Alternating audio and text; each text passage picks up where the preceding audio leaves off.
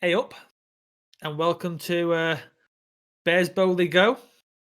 Today we are looking at Star Trek 4, A Voyage Home, and we'll have another segment on a Disco Corner later, which I'm now absolutely kicking ourselves that we didn't call it the Disco Floor, but we I didn't. mean, we could call it the disco floor or even the disco Nope, deck.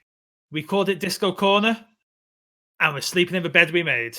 Well, I mean, if you actually watch the stuff that we put out, it actually says disco time on the You subheading, but can. still, I don't watch the stuff we put out, Matt. Why yeah, would I? I know. Like, I know we have to live through it. Um, yeah, yeah. someone has to watch it. Thankfully, Yeah, that someone isn't me. yeah. Um, But yeah, so yeah, this week's disco deck, disco corner, disco floor, disco time A regular uh, look at Star Trek Discovery. will follow as we try and save some humpback whales. Yes, In first up, Star Trek 4, A Voyage Home, Leonard Nimoy's second entry in the Star Trek cinematic universe. as director. As Yep. director, yes, he's obviously in quite a lot of the films. Yep. I mean, yeah, he is. He's in the He's most in. films. Yes, because he's in. Is he in Generations? No, but he still has two up on. Isn't he in the beginning of it? I don't think he is in the beginning of Generations, but even without Generations, he's one up on Kirk Yeah, yeah. because he's in Into Darkness. He certainly is. And Star Trek the reboot Yeah, one. Yeah, but I yeah. was counting that as his equal number to Kirk. Oh, yeah, yeah, yeah, Kirk is yeah, in yeah. Generations. He's in. I've got half a feeling he's right at the beginning of Generations as well. No, he is in It's been some of that the. it's been that long, He's also and in a obviously, yeah, feature length TNG episode. So yeah. Anyway, on from the ramblings. Yeah, the Voyage Home. So, fucking love this film. ooh, there's the F bomb for the week. It's There we good. go. It's. Yeah, I mean, I will admit, a lot of that is nostalgia. yeah. There was a period of my childhood where I insisted we watch this every Saturday afternoon. Mm-hmm. It's a film. It's my favorite Star Trek film. It's not the best Star Trek film. I don't think it's the best. It's a close But I second. don't think it's the worst either. I think it's I don't think it's probably very in the. close to the worst. I, I'd. It's in the upper I tier. mean, you've got a. Yeah, I think it probably is in the upper tier. Although I imagine for different generations, watching it, it might be different because it is a film of its time. It is a most certainly an 80s comedy film. I believe I tweeted out earlier The Mm, Voyage Home may be the best 80s movie. It's yeah, not. Maybe not, but I mean, it's a it's statement I'll stand by. it's got a lot of the ingredients that are famous for what It's make 80s films in a 80s way. action comedy. Yeah. Hence why it was originally meant to star Eddie Eddie Murphy. Murphy. Yeah. Um, Kirk romancing Eddie Murphy would have been a vastly different film. it certainly would have been because he eventually became that character. He and his team apparently decided wasn't big enough for him. So, which of course he was never going to be the star of a Star Trek film. So it was changed into the cetacean biologist who Kirk seduces and convinces to come to the future. I'm even sure he's like. I was thinking recently how we discussed Kirk as quite often the frame around Kirk is that he is A sex walking pest. libido. Yeah. He is very much a ladies' man. But However, I'd say. across the course of this film, Mm, his love interests, he hasn't got one in motion picture. No. Rafa Khan is a returning X. Yep. He doesn't have one in Search for Spock, Nope. and he has one here. Mm. His taste in women seems to very much be people who do not buy the Kirk bullshit. Yeah, I think he likes Yeah, equals, because the like say his Carol Marcus, his ex, who is the mother of his now deceased son David, obviously incredibly intelligent woman. Then the character in this film also probably equally intelligent. Different time period, of course, so a different level of science, but equally intelligent. So yeah, I think he's and it's for the most part it's the same in the TV series. the romance in this film as well is also a very Mm. chaste romance. Yeah. Doesn't even end anywhere. It's just like she's in the future and she's like, hey, Mm. peace out. I'm going to go explore the future you've brought me to. I mean, I got the feeling that they had their fun, shall we say? But I don't think that I don't think either of them necessarily led the other on or anything like that. I think it was just a perfectly fine brief encounter. Couple things this film, and again, spoilers for a rather old film. What Mm. happens in this film is after returning Spock to Vulcan and Spock re-educating himself, they are returning to Earth for punishment. Yep. For stealing and blowing up the Enterprise, killing a bunch of Klingons, Stealing a Klingon ship. stealing a Klingon ship, and on the way home, a big space probe that is a fan of whales has come to. The animal, not the country. Yes. Although I might like Wales for country as well. You never know. No one asked I it. mean, it could have done. We don't I know mean, what the whales and the probe are discussing.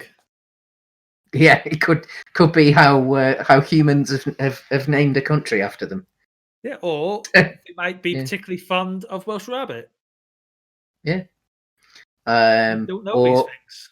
Or leeks, or lamb, or choral voices. So, yeah, upon not finding any whales because mankind, being the awful creatures that we are, have drove them to extinction in our century. Um, Yeah, 21st century. yeah, our current century. Yeah, Yeah. I very So briefly forgot that we weren't in the 20th century there. no. So they Spock has the idea upon realizing it's speaking whale. In particular, humpback whale. Yeah. Which none of Earth scientists managed to figure out. Hmm. They Although to be perfectly fair to them, like Earth is on the verge of yeah, that's disaster. fair. I mean, it is happening. A massive disaster is happening. They decide to slingshot their stolen Klingon Klingon bird warbird. of prey Yeah. around the sun and travel back to 80s San Francisco to steal themselves a couple of whales. Yep. It is as ridiculous as it sounds if you haven't seen it. It's as ridiculous as it sounds. It's gives them an excuse to have a bit of fun. Yeah, because that is one thing this film is. Playing with the time. It's funny. It is. I mean, Yeah. it is genuinely humorous. It is a legitimate comedy, which after the 3 very serious films that precede it, and to be honest, what comes after it, I think that's why it stands out, because it could have gone so horribly wrong. Of suddenly Thing thinking about this after, film shouldn't work. yeah, I mean, like Star Trek, like the TV series was always fun, but it was always like it had its serious elements. But deciding to go completely to a comedy. Like it must have been a.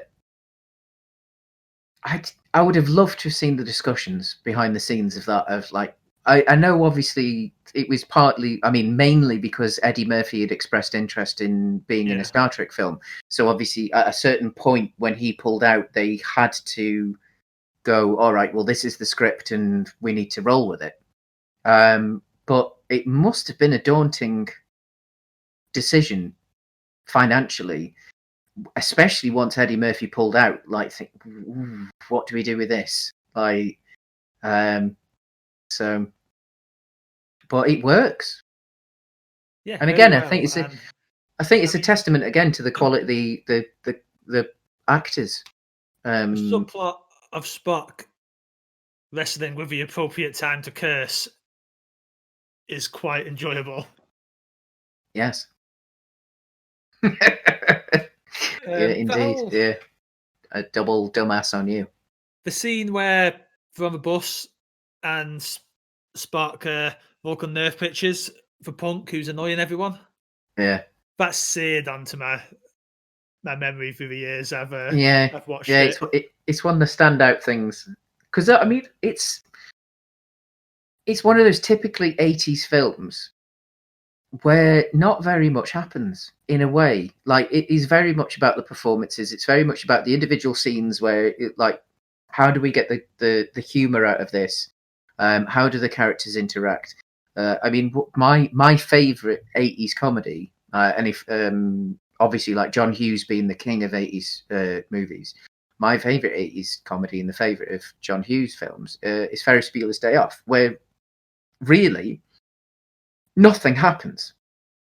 Like they don't do anything, they don't change anything. They have a day out, like they go and like take part in other things that would happen with or without them having a day off school. They don't change their world. As we all know, Ferris Bueller is the villain of that film. Totally the villain of the film. But like this film, in a way, is very much the same. Like it is not a setting. Happens. Well, yeah, not a lot happens. Like the beginning of the film, obviously full of drama. It's like, oh crap, the Earth's going to explode because some giant whale machine is shouting at it. They have a fun day out in San Francisco.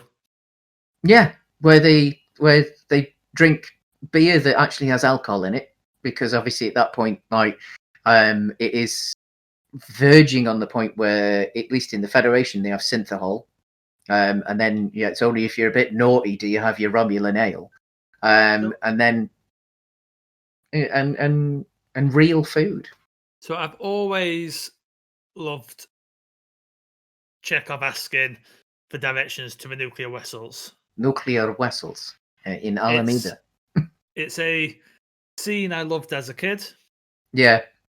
However, the context as a kid went over my head slightly because, of course, a Russian asking for directions to a US nuclear naval base in the 80s was troublesome. I think the first time the police officer just stares at him. Yeah. That's a scene that, as a kid, just never... But then as an adult, it's like, oh, of course he's just staring at him. He can't quite grasp the Russian asking... And in slightly weird costumes as well, because because of course they didn't have time to get alternate costumes and clothing and what have you. They have to wear their Starfleet uniform, which is quite casual. They're actually wearing the same costumes from Star Trek 3. Yes, they are. Yeah, which is a nice bit of continuity that I don't think you would get these days. No, you probably wouldn't. Like this is some. I debated how much this felt like an actual sequel earlier on to you, but no. Yeah, these are very serialized films. Oh yeah, definitely. I mean, again, we discussed this last week, but at the end of Search for Spock in the credits, it does say the crew of the Enterprise will return in Star Trek: The Voyage Home. Like this was a very deliberate follow-up. They were not necessarily made back to back as such, but they were made Yeah. with very little gap between the two of them. The They costuming across mm, this trilogy in general, though, just back to mm, what I was just mentioning, is I love the costuming, man. yeah, Sulu it rocking the works. cape in the previous film. I like, Oh God, yeah, yeah, yeah, I like and in this one, Kirk's. especially when he goes to see the helicopter Yeah. pilot, and he's rocking his cape. But then Sulu's Oh got yeah, I the forgot he was swagger. rocking the cape in this one. Yeah, I mean, Sulu's got the swagger to pull it off, though, hasn't he? Like, even in He that does. era, that even though the clothes don't quite work, that like as for the time frame, he's got he's got the character to just walk in and be as cool as he can. He's almost like the Star Trek equivalent of Lando Calrissian at this point, Yeah. and because he's just got that coolness Like, that I, he actually had in the TV series. But a lot of people forget. Like he there's did. Like he like in the Naked Now mm, when the ship gets infected mm, and he's there fencing with his mm, rapier, shirtless. yeah. You see, I always got the feeling with Sulu as well that I mean, obviously we've discussed it, but like Kirk gets the rap for being a bit of a ladies' man. But I always got the feeling with Sulu that he was just as bad, if not worse. That I think that young Sulu probably just had whatever he could get, to be honest. And so that when he's at that age now in this film, where obviously all of those years of being a charmer have just been refined, and there's just this really Yeah. cool individual walking around San Francisco with a cape on. Like I like that the film splits the crew off into teams. Yep. That you have Uhura and Chekhov going to find the nuclear power source. Mm, You have Scotty, Bones, and Sulu going to get the materials they need to steal some whales. the glass that they need for uh, a tank to hold the water Which in the again ship. is another great comedy moment Mm. from this film when when Scotty tries to speak to the computer mouse is like computer, We computer. see the beauty of that was an Apple II. Yeah, So that was that mouse that scene was written because the mouse was important historically. Obviously, that yeah. was the first commercially available mouse. So obviously now you might lose that. You wouldn't necessarily understand the significance of that particular scene, but yeah, it's like Like I rewatched realistically, it's product placement, but it's a beautifully used piece of product placement. I rewatched it That this morning for film. mm, I was watching it with my dad, and he's like, "Man, that's an old computer." And then he mm, had a moment. It's like it wouldn't have been an old computer when the film was made, would it? It's like, nope, nope, it was a contemporary absolute PC. absolute bleeding edge piece of technology at the Yeah, time.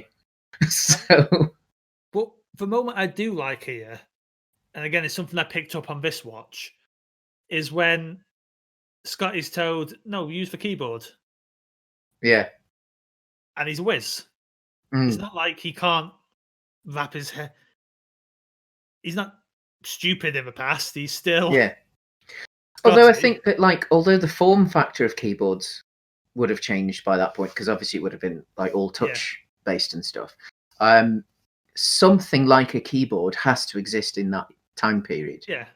because at some point you will be writing, as opposed like even yes, you probably do a lot more dictating and the computer would work it out, but like at some point you would be typing. But the Um, film does make a point of how mm. competent he is with it. Oh yeah, yeah. Like it Even lingers on though, his speedy even though fingers. he's a well, you say that he's a typical two finger typer. So he is, isn't he? so he types like this, but his coordination is so good that he can type as fast as many with two fingers as many people could use if they were using He multiple. is two-finger typing. He's two-finger typing, but yeah, fantastic. And of course, he gives away the secrets to transparent aluminium or aluminum, depending on what part of the world you're in. You have that nice moment with Bones, where Bones is like, "You're changing the future." I forget exactly what he says, and Scotty's just like, "How do we know he didn't invent it?" Yeah, because of course, like I mean, it took until this one, because I think the majority of this viewing of it, the majority of my viewings were when I was much younger. For me to realise that they didn't ask him to make transparent aluminum for them for this particular journey. No, they just sold the idea to buy 6-inch plexiglass. To buy 6-inch plexiglass, because the logistics of it, and they explain that the logistics of it would have taken decades, even if they'd given this man the formula for it. So of course, maybe they didn't change the past. Like, who's to know how long it would take? Sparked the idea. Yeah, like they've just told him, like this is the molecule. Assuming you don't subscribe to the idea that they always travel back, and that time happens as a poo or more than a line. Yeah. But, well, I mean, this film itself, there is that theory or that claim that that the crew of the Enterprise going back to get the whales is what actually makes the final whales on Earth disappear.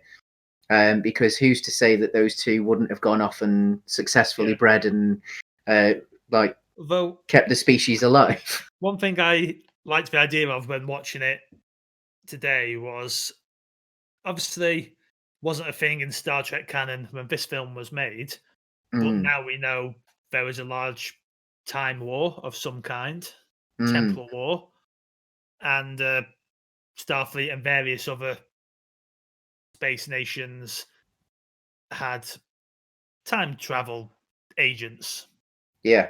So I just love the idea of a bunch of frustrated, like, time agents, future Starfleet time agents dealing with the aftermath of this. Yeah, or because they're there as well. Like, they've got to go and, like, okay, we've got to go to the Enterprise and pick up the Klingon phaser that was left behind. Yeah. Well, there was an episode of the original series called Gary 7, I think it is. Yeah, which was going to be a spin-off. It was going to be a spin-off. Yeah, and so I mean, it was well established, like even back then. But of course, after this, I mean, it's something that they never talk about in TNG. But if you get the blueprints of the Enterprise D, it seems that whales have become a part of Starfleet, because there's actually it has a whale laboratory. Yeah. Because the whales are actually navigation specialists who work on the Enterprise D to help with warp navigation. So, which of course potentially only came about after the visit from the whale probe in Kirk's era, and humans only at that point realized how intelligent the whales were. I managed to finally talk to them because of like the likes of Spock, mind melding with them and what have you. So fascinating. To quote the good man himself, it's a cracking film. Bones, it is. Yeah. There's some nice. Bones has some nice moments in this that highlight his. Bones is the most human of the triumvirate. Yeah, I mean, he's usually the most cynical. He's the most kind of grounded of the main trio, and I think like as you say, pairing him off with Scotty in this one elevates Scotty, because one of the main trio gets to lift up. So, Came with Spock more as well. Yeah. He's the one who actually serves, I think, more of Spock's catalyst for rediscovering, Friendship and humanity. yeah, than Kirk does. Yeah. But then they've shared something, Yeah. because at this point Bones has a greater understanding, something that he never did before, because he was just some damn green-blooded Vulcan. I mean, if you're a fan Mm. of enjoying fan fiction about Bones, Spock, and Kirk, Mm. I think this film has some great Bones and Spock moments to fuel your romantic ideals of a pair. There's some moments where it feels like Bones is just straight up flirting with Spock. Yeah, but then I suppose again at the same point that, like, they, in a completely non-sexual way, have been inside each other. Like, they they know each other in a more intimate manner than probably than you could possibly imagine. So at that point, yeah, whatever. Like, flirt with Like, the other person. So Spock gets his two moments of his recognition when he joins the crew at the trial, because his view is that he should be on trial with them. But when Chekhov is injured and is at a hospital, a truly logical Spock would argue that they should leave him behind. But he's like, no, we must rescue Chekhov. And Kirk asks him, is that logical? And Spock's like, no, but it is human. and of course his best guess, the third point. Oh yeah, his best where guess. you can see that he's coming back. The best guess in question, where Spock doesn't quite have the time to do the maths on how to travel back into the future accurately enough, so he just has to guess on the angle and the speed. Yeah, give it a go. Like, and fair, I went off track a bit there because I was discussing Bones, wasn't I? Yeah, Bones has to go to a hospital. Him. Oh yeah. And there's a lady on a kidney dialysis. Yeah. And Bones just throws her a magic future pill. Yeah. Kidney dialysis. It's like the Dark Ages. Bones' frustration at what it was perfectly fine medicine for the 80s, but obviously is barbaric to his standards. Yeah. Is rather a nice moment. It is a nice moment. I think it's also a moment of hope as well. I think that, like, knowing that what we think of as groundbreaking now, one day will be seen as barbaric. And I mean, in the last 100 years, that has been the case. Like, I watched Ratchet on Netflix recently, and obviously that deals with mental patients, and some of the groundbreaking techniques that are employed by the people in the mental home or the mental institution, the doctors, that is, are obviously now we think of as absolutely ridiculous. But at the time, they were seen as great leaps forward. So I can only imagine what Bones would think, looking at some of the medical techniques that we employ now. Or even how people of where Discovery is set now would even look back on Bones' era of medicine. Oh yeah, definitely.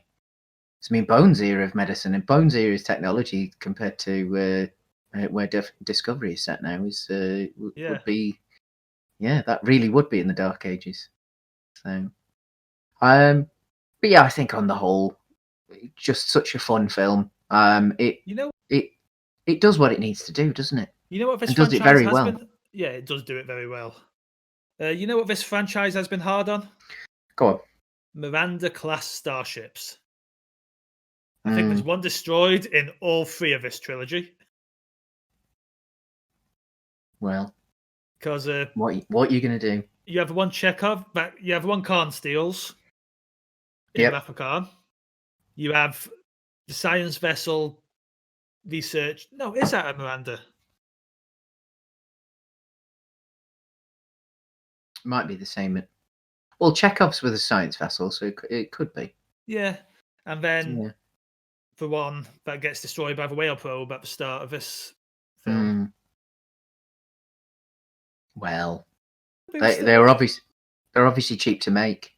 for a bit of a Starfleet nerdery now, getting deep in the. They were still in service during the Dominion War. Again, cheap to make, cheap to run. So, Got all the spare parts, aren't they? I just like the idea that Starfleet ships do stay in service for a long time. I mean, in theory, because they're all still made of like titanium alloy on the outside, it should be fairly easy to retrofit because it's really just a case of changing the computers with a lot of it, isn't it? Enterprise A is just a renamed ship, isn't it? They haven't built the Enterprise A in between. It's the Yorktown, I think. Yeah, because the Yorktown was getting a refit anyway, from what I read somewhere. Can't remember where it was. Yeah. Might have been Memory Bank Alpha or whatever it is. But yeah, I think it was the Yorktown was getting a refit, and then obviously because of that, the Enterprise, the Enterprise refit getting destroyed. They decided to rename the Yorktown because I think they actually because they mentioned the Yorktown in this film, I think, or was it Search for Spock? Possibly. Either way. Yeah, so yeah, I think it's safe to say this is a film we both thoroughly enjoy. Very much. It's the easiest of the Star Trek films to watch. Oh yeah, this is a film you can just pop on. Yeah. Which obviously, as you said, I mean, it's your favourite. It's one of my favourites. I'm not sure it is my favourite. I still think that might be First Contact. It's not the best Star Trek film, but it certainly isn't the worst. But to find out exactly where it lies, we need to go to our patented cold light of day scale. This film is getting 2 scores from me. Go on. So, my heart gives it a 5. Yeah. My head gives it a 4. Fair enough. I think that's fine. I think that again that works quite well with our cold light of day scale. With cold light of day leaving us feeling somewhat cold. Yeah. Somewhat numb. It being and we are the only people in the world who still think or even mention the cold light of day. Yeah. No one but us has ever given that film a thought since it came out. Because it's the most average film ever made. In fact, it's quite possibly the most average piece of entertainment, if you could call it that, ever made. Book, film, game, you name it. Nothing hits a perfect 3 like The Cold Light of Day. I don't know if we've added context. So I would like to add a moment of context to potentially the vitriol that we label at this film undeservedly. We'd gone to cinema to watch A Cabin in the Woods. May have been out yet, so possibly. But I think it was in the good old days of Orange Wednesdays here in the UK, which is if you were on the Orange mobile network, which in other countries was T-Mobile and now is EE, then you got 2-for-1 cinema tickets every Wednesday. And we also weren't in the habit of going to a local cinema. We went to a cinema that was a half-hour drive away. Which might because it was better. But I mean, there was one around the corner that was, but the one that was better and not that far away, we went there. But it's So kind quite of, often, once you've made the journey, you're going to be watching something. yeah, it was far enough, and because we were getting 2 for 1, we weren't not going to see a film. So that one night, the film that I think we wanted to see either wasn't on, or we were just late for the start of the one we I wanted to think see. we So we misjudged thought, the week it came out, if mm, I remember correctly. It wasn't out yet. but of course, it was a film with Henry Cavill, who we knew was going to be Superman in the next 12 months. And so we thought, all right, go on, yeah, we'll see this. And it had Bruce Willis in. Just, it was billed as a Bruce Willis film, really. To be fair, this is probably came out of a point where Bruce Willis had stopped caring, and people probably stopped caring about Bruce Willis, which, being that how much of a knob apparently he is, then probably worth it. So, but yeah, so that's the story of Cold Light of Day and how we got there, because we came out of the film and it was one of those rare experiences where we just had nothing to say about it, other than the fact that we had nothing to say about it, because there isn't anything bad in the film. There is also nothing good in the film. It is just average. It's just a film, I mean, even the performances are just there. Like, they're not good or bad. Just, so, but yeah, because we do this every week. We probably don't need to explain the scale going forward in as much detail as we normally do. No, but I think that obviously we've never actually given the backstory, so I think it's about time. So you've given a 4 from your head and a 5 from your heart. I think that's fair.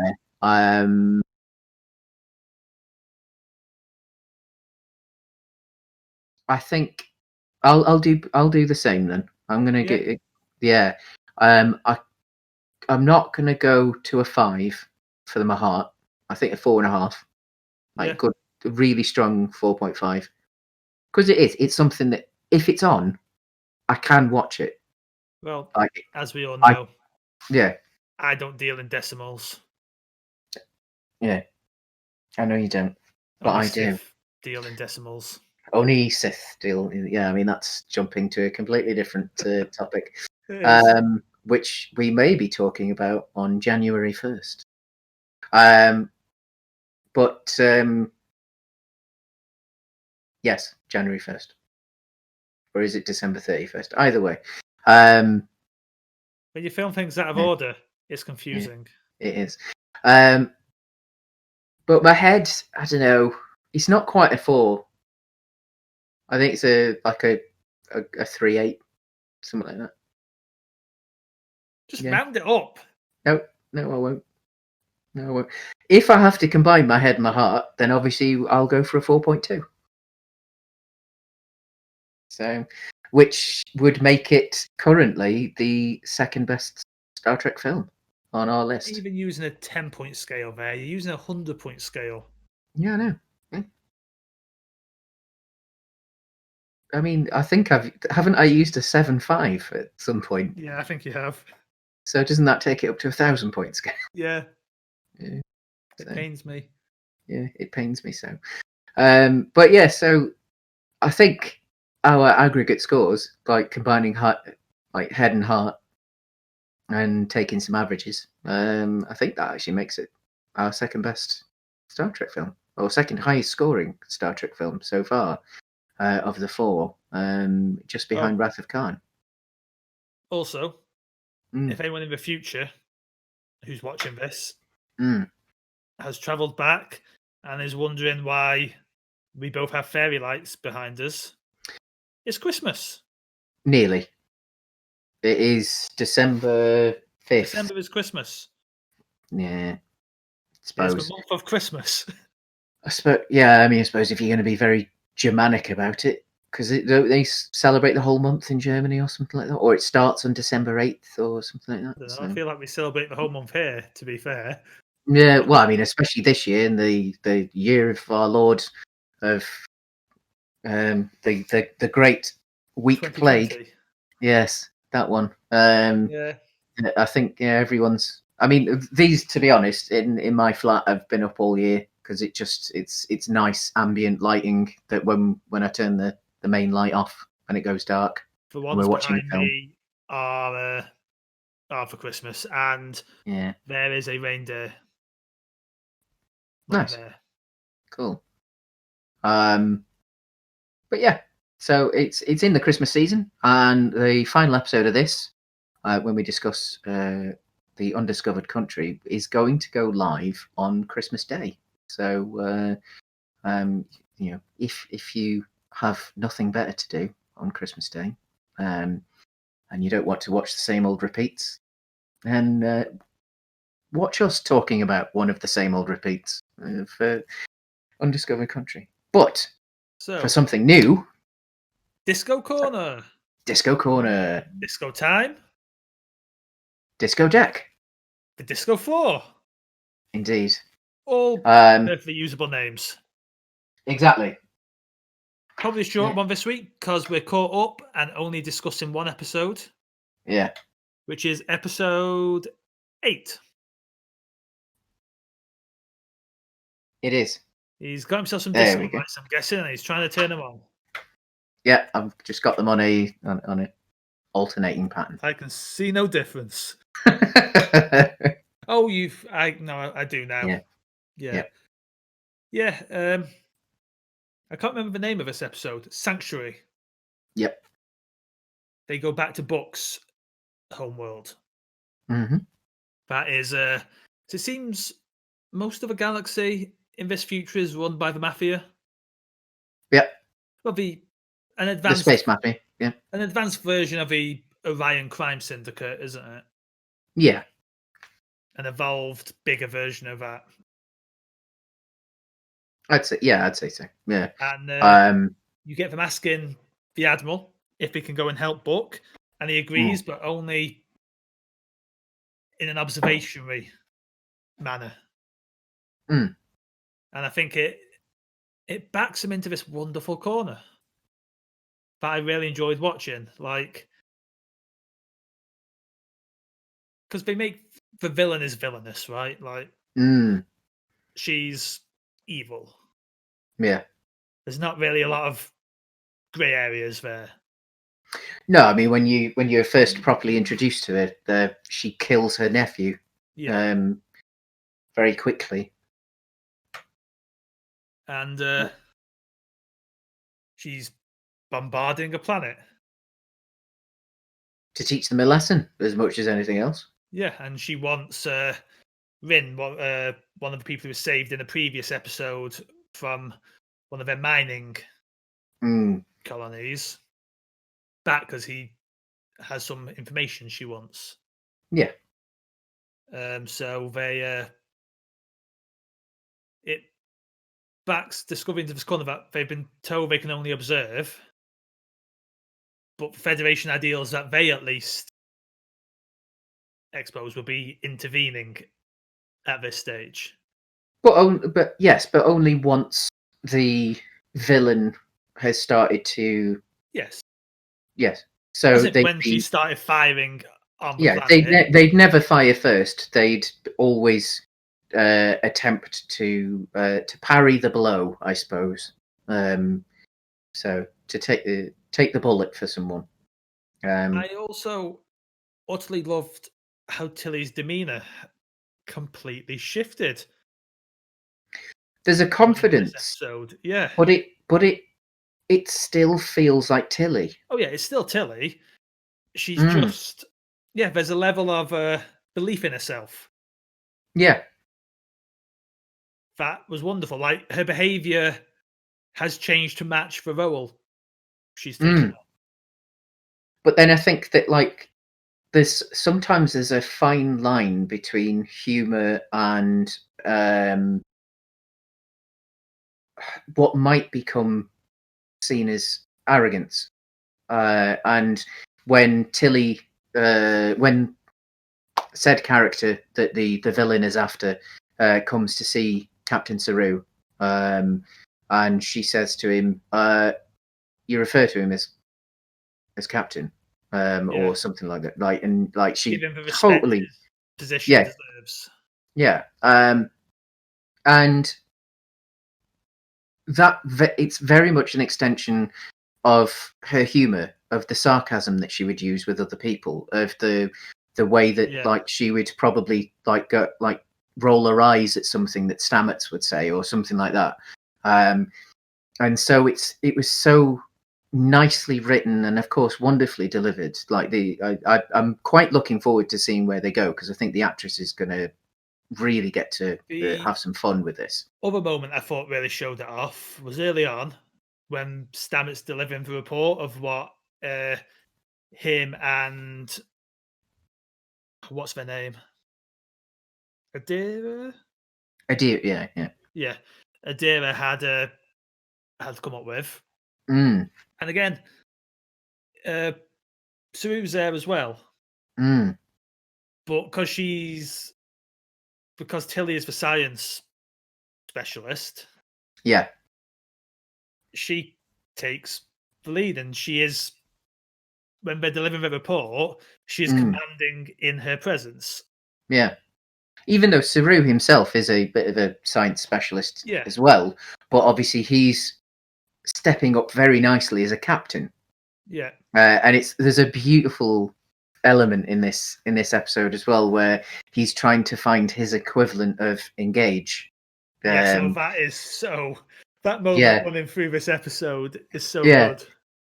because it's to the observer again. The beautiful balance of this is that it's cringy, but the right cringy. It's not like a Yeah, cheesy cringe or anything like that. It's a like you can actually feel sympathy for this character because he's trying so hard to be a captain.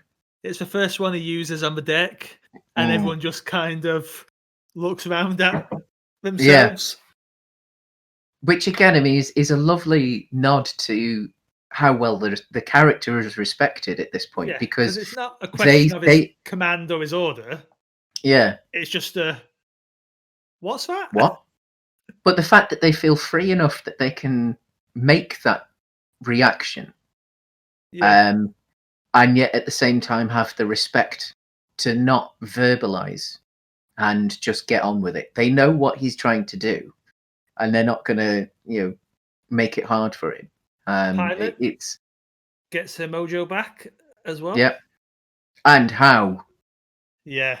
Oh, you So see, this realizing was go on. they Sorry, they can't break orders and yeah, attack the vessel that is doing the hostile moves on the planet, mm, they take Bookship against orders yep, and attack. She not only gets her own mojo back, she gives our Endorian friend a reason to fight again as mm. well. But I think it was one of the things, like, because I watched it last night, Same. the day that it went live on Netflix, and I think the thing that we talked about, myself and my wife, after the episode finished, the thing we talked about the most actually was the cinematography choices for that fight sequence, because obviously at this point in Discovery, it's in a universe that possibly looks a little bit more like the Star Wars universe, in that you are dealing with a crime syndicate, you are dealing with the dank and dirty side of the galaxy, which in previous versions of Star Trek, it's never quite looked at least at this level. Anyway, you have little glimpses here and there. So this feels very much more like what we think of as a Star Wars kind of aesthetic and Star Wars feel. So obviously, going into a fight situation like this, they've chosen to do almost exactly the opposite camera angle of what we expect in a Star Wars dogfight. Obviously, Star Wars is very famous for its dogfights and very famous for its chase sequences and its race sequences, like the pod races and stuff like that, where there's a camera that follows very tight behind, so that you feel all of the action as it goes down the trenches and things like this. Get the point of view of a ship.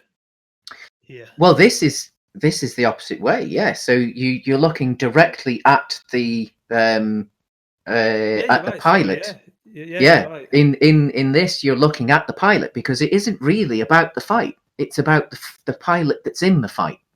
Yeah.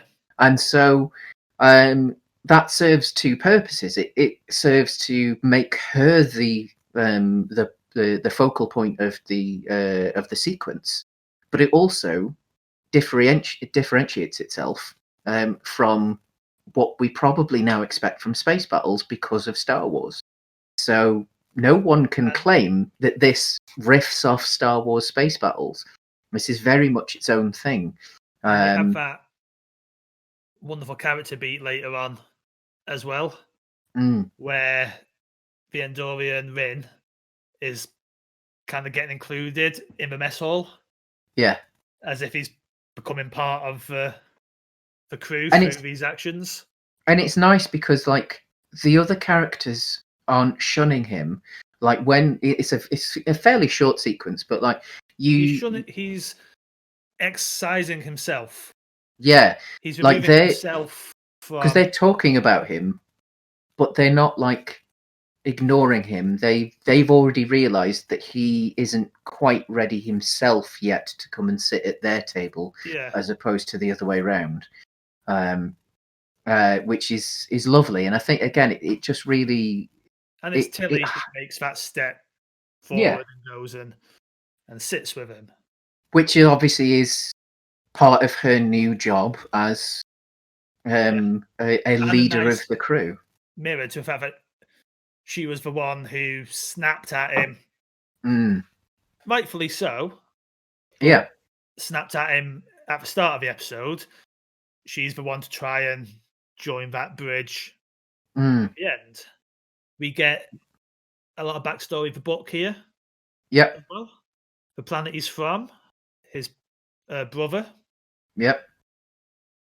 And you're seeing the little ways that not necessarily the hope of the current Federation, but the Federation that the Disco crew aspire to be. Yeah. Starts to filter out again. Last week we saw it with how it inspired Vulcan. Even if not openly, certain people in that audience, including the president, responded positively to them. And here you see how the effect they've had on Buck then goes on and inspires the people he thought he'd lost and had succumbed to the hopelessness of being part of this crime syndicate. Because I mean, his brother obviously at first is painted as someone who's become part of the crime syndicate and in turn has become a bit of a villain, and yet really he's done what he needed to do to keep his people alive. It wasn't necessarily a case of being a bad person. Buck ran off and had the luxury of being the idealist. But someone had to stay behind. I mean, it's very much that story of people who, like, that you hear quite often in our time, of people who are born in the wrong family, in the wrong part of town, and that otherwise they are good people, but potentially they have to turn to a life of crime. And maybe a friend of theirs or a family member manages to get out, and then of course the cliche of going back and judging them. Like it's just that. It's just obviously in this case, instead of it being set in a gritty urban inner city environment, it's on a beautiful planet with floating sea creatures. Some space druidism. Yeah, I mean, a nice little bit of extra hint at their telepathic abilities or their empathic abilities, as it seems to be. It was on the whole lovely episode. I had a read on, and I'm not sure it's going to play out this way, but And again, I've forgotten their name. Adira. Yeah. Yeah, their The partner who they were speaking to, mm, and they're talking about how they can't see them anymore. They're not talking to them, mm, and it's upset them that they think they're mad at them. But mm, my read on the situation is that they've realised they're bonding with a crew, yeah. and that they don't necessarily need them anymore. I mean, it could very well be that. Yeah, Like, obviously, there's an element that hasn't necessarily been explored fully with the Trill and the symbiotes. yeah, Of obviously with Trill as a species, they are used to having the symbiote. So culturally, anyway. So although it's probably a little bit weird for each individual as it yeah, happens, culturally they're ready for it. So for them, any weirdness might be very fleeting. Um, whereas obviously for a human that's taken on the symbiote, like it's going to be weird. It's going to be very strange. And for them to, it might have been that the boyfriend was purely a vision yeah, that was brought on by the fact that part of the boyfriend still exists within the symbiote that's inside of them. But then it could be more. And I think that's the nice thing, that like at this point you could read it either way, and it could actually go either way. That it could be that maybe something a little bit stranger is happening, as with the music and the that seems to be recurring throughout the entire galaxy. And obviously the importance of music in this is like the way that I've completely forgotten their name. The host of the Adira. symbiote, Adira. Yeah. Yeah, why do we Um, keep forgetting their name? I don't know. Like, I think it's because they keep mentioning the other names of the other hosts of the Trill. Yeah, So, so it like, gets a little. yeah, because I keep thinking that Adira is the name of the symbiote as opposed to the host, Yeah, and I know it isn't, but for some reason it just because they've got a lovely relationship with Stamets, and I think yeah. that's a really The kind of, because Stamets is arrogant, mm, and intelligence that's arguably deservedly so. yeah, He is used to being one of the smartest people in the room because he frequently is one of the smartest people in the room. and then being the conduit for the mycelial network, you would Yeah. get a bit of a god complex as Um, well. and this relationship, this father figure child kind of relationship that's Mm, forming, and I think that is what they're going for, because you had a moment where the doctor just about if he had time he'd have a kid, yeah, and there was the really touching moment where they're talking and Adira's sleeping, mm, but it's tempering Stamets as well, yeah, bringing his ego down. yeah. I You know, we think it's haven't also seen for a bit. go on. What's up to Tig? Tig Notaro's gone. Like, I've not seen him in a few weeks. Tig? Yeah, the other engineer, the one who's the jovial one, who's always kind of making sarcastic comments, and Oh not the yeah. that's the actress name, not the Mm. character name. I can't remember Yeah, the character name, but the one that they found on the yeah, rock. Yeah. yeah, she's not been around for a couple of weeks. It's probably just because she would have been surplus. It Yeah, would have been a case of if she's not needed. Same with yeah, all the cast really. Like it's just it might seem unfair, but sometimes good writing is not writing for everyone. Yeah, I just enjoy seeing stamens bounce off each other. Oh yeah. Yeah.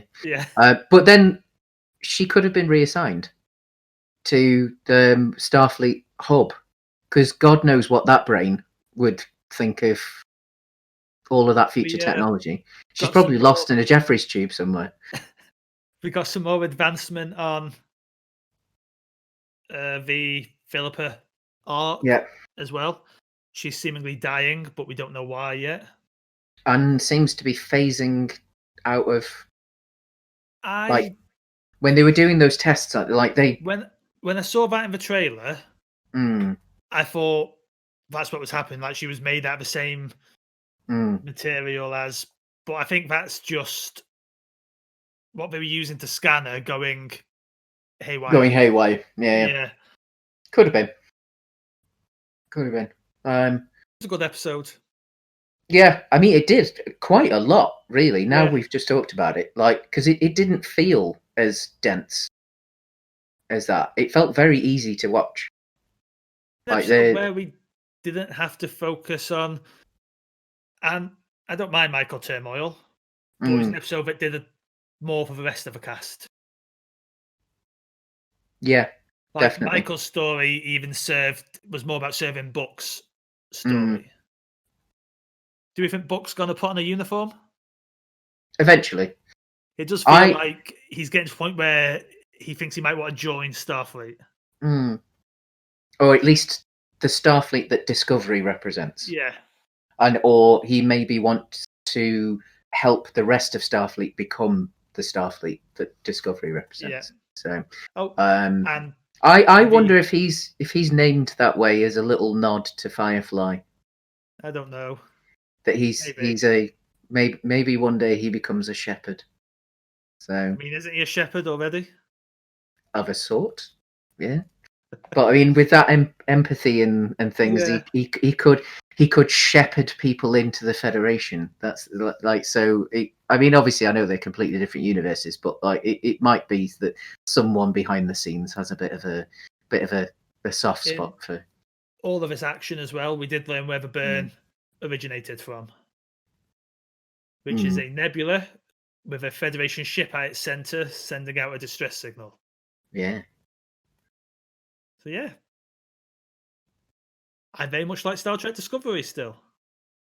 Yeah, I mean, I'm still hammering my way through TNG. We're well deep into season 4 now, and going back to what we said about Kirk getting a bit of a bad rap for being a ladies' man.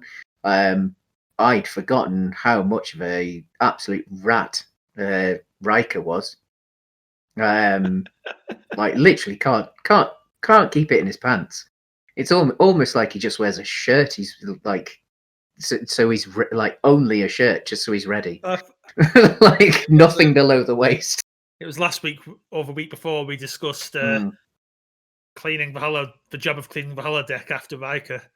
Yeah, like he in the episode I just watched, there's a guest on the Enterprise who is a previous love interest of Picard's. So she's a returning character, and of course, but Riker doesn't know this. The archaeologist, yeah. And of course, the second that Riker sees her, he's like, "Hello," like so. But anyway, that's a discussion for another show. Deep, you know what I would like to see at some point in Disco? Go on. A Q. Yeah. Not this season. No. But I would like to see a Q show up. I mean, I'd still like the burn to have been something to do with the parasitic creatures from season 1 of TNG, the ones that crawled into people's mouths and were trying to take over the Federation.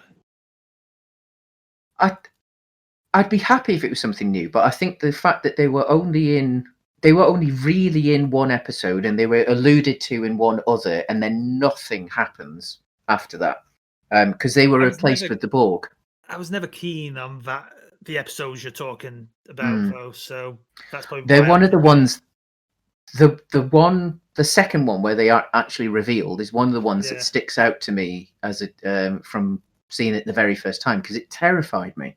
Because of course Star Trek was on at like 6 p.m, so it was like family viewing, and I think when I first saw it, I must have been like 5 or 6 at the oldest, and like it was absolutely terrifying, because of course at the time it was state of the art special effects as well, of this thing that was huge going into this man's mouth and him just gulping it down, and then his neck throbbing, and like it lived with me for a long time.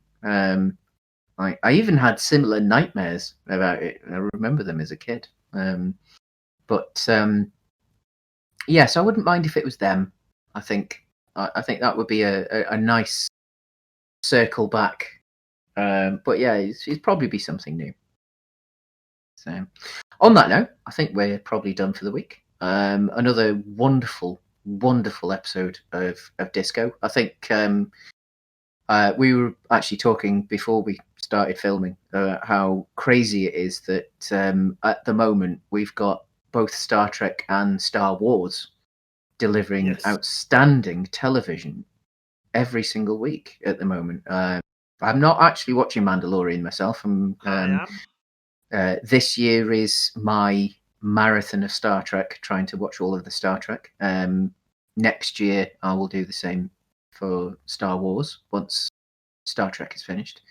But from everything I hear, Mandalorian's fantastic at the moment. It's just it's weird and wonderful that we now live in a time that Star Trek and Friday Star evening, Wars. Mm, I get in from work, I watch Mandalorian because it's usually the shorter of the two, mm, and then a bit later on in the evening, I watch Disco, and it is mm. a very pleasant Friday evening. I can imagine. I can imagine. And yeah, brilliant. I mean, it's been a bit of a crappy year, but when things that we love like this are Yeah, performing as well as they are and delivering to such a high level, brilliant. It just brings that little bit of joy, that little bit of hope that um, only Star Trek can, and I suppose in a way Star Wars can as well. So it's and I think on that note, we shall leave you for the week. we will. Next week, Kirk punches God in the face. Yep. And some more Shatner's disco. entry. Shatner's directorial entry in the films. And we discover, speaking of disco, another secret Spock sibling. Another, yeah, Cyborg. But on that note, live long and prosper. Yep. Live long and prosper. I still can't do it very well. That's not I don't bad. know, that's pretty decent. Yeah. Peace and long life, and for those Klingons out there, Kapla. See you again.